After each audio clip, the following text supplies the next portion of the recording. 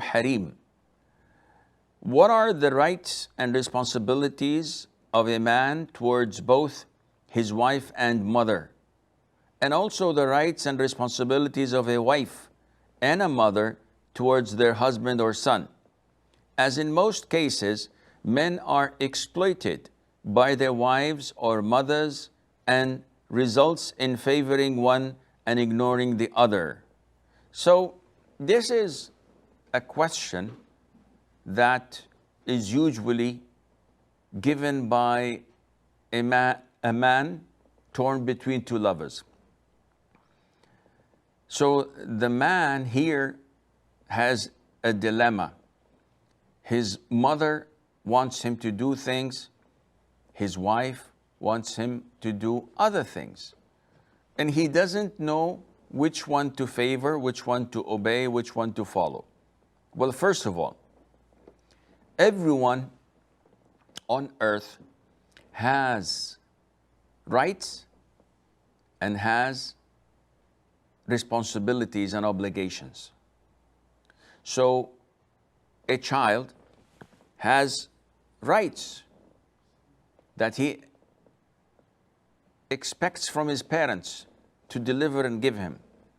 Yet he also has obligations and responsibilities towards his parents. And this goes for you as an employee.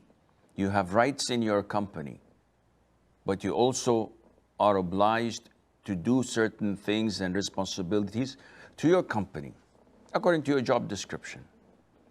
As a neighbor, you have rights and obligations. As a student, you have rights and obligations. So each and every individual has rights and also has obligations. No one is free from either one. Your rights upon your wife is to obey you, to respect you, to be dutiful to you, to take care of your children and of your house, and to satisfy you. Your obligations towards your wife is not to abuse her, to treat her kindly, to provide a shelter for her, to put food on the table, to clothe her with what is reasonable and within your financial capability, among other things.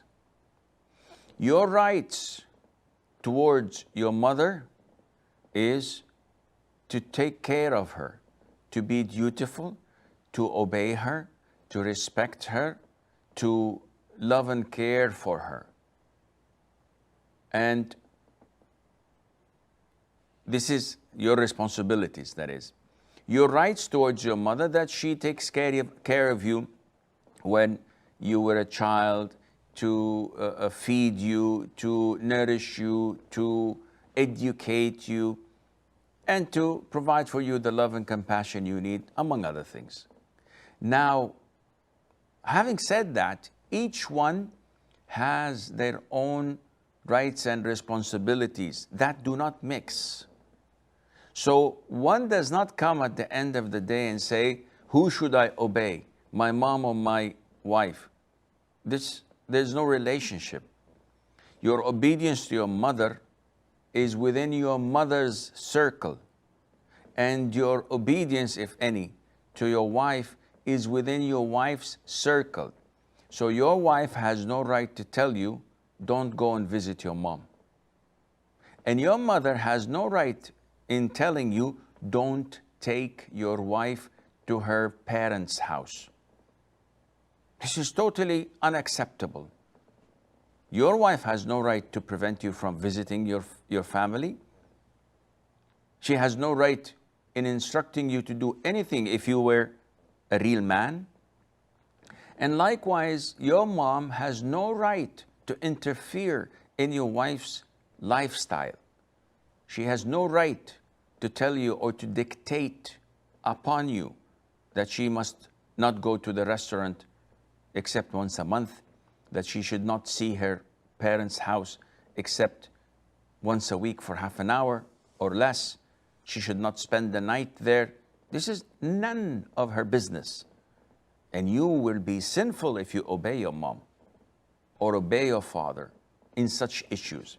Unfortunately, in so many countries, especially in the subcontinent, and I don't know why this is the case. Maybe it's from the Hindu heritage or something, I don't know. The daughter-in-law is treated as a servant.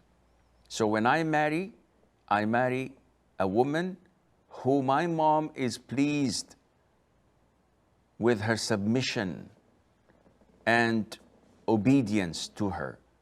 And once we get married, she becomes the servant of the house.